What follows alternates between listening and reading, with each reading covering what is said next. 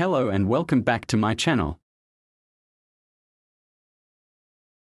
Today, we are going to talk about a fascinating product that combines the Arabic Bahoor with LED lights. This is a traditional air freshener that's been around for centuries. The Bahoor is a traditional Arabic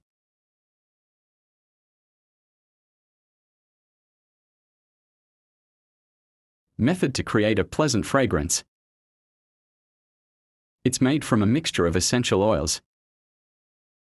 It's a great way to add a touch of Arabic culture to your living space.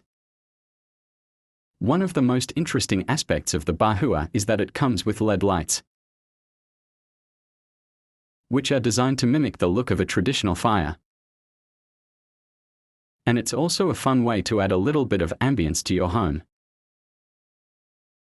Way to add a touch of Arabic culture to your home. It's a great way to create a peaceful atmosphere. And it's also a fun and unique decorative item. Thank you so much for joining me today. And don't forget to subscribe to my channel for more interesting and informative content.